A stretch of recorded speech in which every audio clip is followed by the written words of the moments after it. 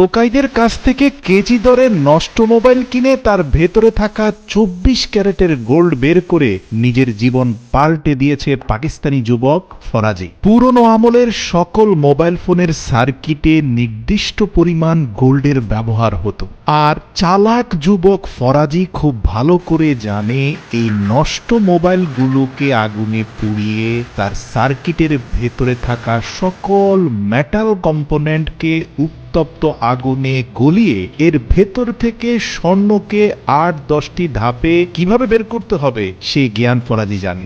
আর এই একটা প্রসেস জানার কারণে এখন ফরাজি মাসে 15 লক্ষ টাকা উপার্জন করে। ফরাজি দাবি করেছে প্রতি 1 মণ সার্কিট থেকে 4 ভরি স্বর্ণ সে পেয়ে যান। শুরুতে দেখতে পাচ্ছেন ফরাজির ছোট ভাই ফরহাদ, সে মূলত মোবাইল ফোনগুলোর ভিতর থেকে যে নির্ধারিত সার্কিটের মধ্যে গোল্ড রয়েছে সেই সার্কিটটাকে আলাদা একটা পাত্রে জমা করছে। যেহেতু এটা পাকিস্তান, তাই এখানের প্রত্যেকটা যন্ত্রই ট্রেডিশনাল।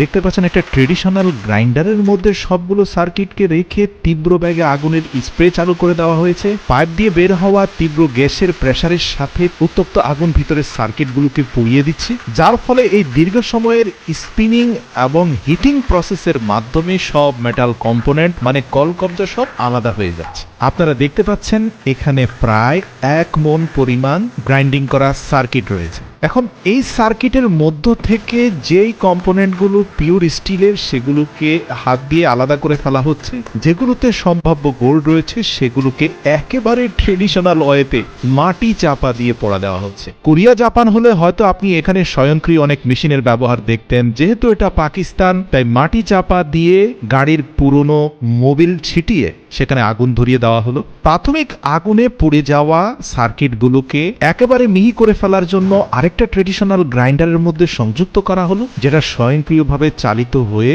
কয়েক মিনিটের মধ্যে সবগুলো সার্কিটকে একেবারে পাউডারে রূপান্তর করে ফেলেছে। এই পাউডারের সাথে যুক্ত করা হবে একটা নির্ধারিত রাসায়নিক উপাদান, যা দেখতে অনেকটা লবণের মতো। ব্যাস, এগুলোকে খুব ভালোভাবে মিশিয়ে বস্তার মধ্যে ঢুকিয়ে একটা উত্তপ্ত আগুনের হফারের ভিতরে এই গুঁড়োগুলোকে রাখা হবে। এর সাথে যুক্ত করা হবে পাথুরে কয়লা। সর্বশেষ ঢাকনা দিয়ে স্বয়ংক্রিয় হপার মেশিনটা চালু দেওয়া হবে, যার ঘূর্ণয়নের ফলে তীব্র বাতাসের বেগ এবং জ্বলন্ত পাথুরে কয়লা মিলেমিশে এখানকার তাপমাত্রা অত্যাধিক মাত্রায় বেড়ে যায়, যার ফলে এই হপারের ভিতরে থাকা সব উপাদান একদম পানির মতো গলে যায়। 7-8 ঘন্টার দীর্ঘ কুকিং এর পরে এগুলোকে একটা আয়রন ডিভাইসের মাধ্যমে বের করা হয়। আপনারা দেখতে পাচ্ছেন কি পরিমাণ উত্তপ্ত হয়ে আছে। ব্যাস, এগুলোকে এবার মাটির মধ্যে ঢেলে এর উপরে থাকা কালো ময়লা আবর্জনাগুলো যখন ভেসে উঠবে ধাপে ধাপে সেগুলোকে উঠিয়ে ফেলা হবে। এই যে আপনারা দেখতে পাচ্ছেন যে একটা লোহার রড দিয়ে টেনে ময়লাগুলোকে ফেলে দেওয়া হচ্ছে।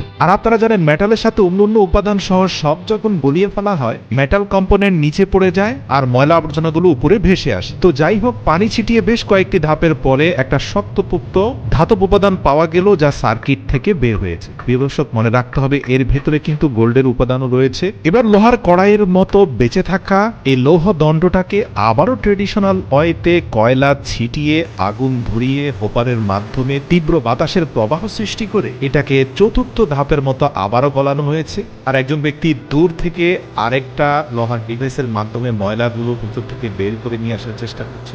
আর দীর্ঘ 3-4 ঘন্টা এর ভেতর থেকে একাধিকবার ময়লা বের করার পরে বেঁচে থাকা লৌহ দণ্ডটাতে আপনারা স্পষ্ট স্বর্ণের উপস্থিতি দেখতে পাচ্ছেন। ব্যাস, এর সাথে মিশ্রিত করা হবে বেশ কয়েকটি রাসায়নিক কেমিক্যাল। ফরাজি জানে যে কেমিক্যালগুলো মূলত এই মেটাল কম্পোনেন্ট থেকে গোল্ড কম্পোনেন্টটাকে আলাদা করে ফেলে। তো এই রাসায়নিক 2-3টি উপাদান মিশিয়ে পুরো রাত তার হাতে আসা কয়েক লটের জমে যাওয়া র গোল্ড প্লেটারগুলোকে ভিজিয়ে রাখা হয়েছে এবং সকালে আপনারা দেখতে পাচ্ছেন যে সবুজ রাসায়নিক বিক্রিয়াগুলো ইতিমধ্যে কালো রং ধারণ করেছে। এবার এর উপর থেকে পানিগুলো ফেলে দেওয়ার পরে খুবই যত্নের সাথে ধীরে ধীরে আপনারা দেখতে পাচ্ছেন সেখান থেকে অনেকটা সোনালী কফি বিনের মতো 3-4 মুঠো পরিমাণ গোল্ডের গুঁড়ো পাওয়া গিয়েছে। এবার চূড়ান্ত ধাপে গ্যাসের হিট দিয়ে এই গুঁড়ো গোল্ডগুলোকে আবারও গলানো হবে এবং সর্বশেষ ধাপে আপনারা দেখতে পাবেন এই গলিত উপাদানগুলোকে 100% পিউরিফাই করে সেখান থেকে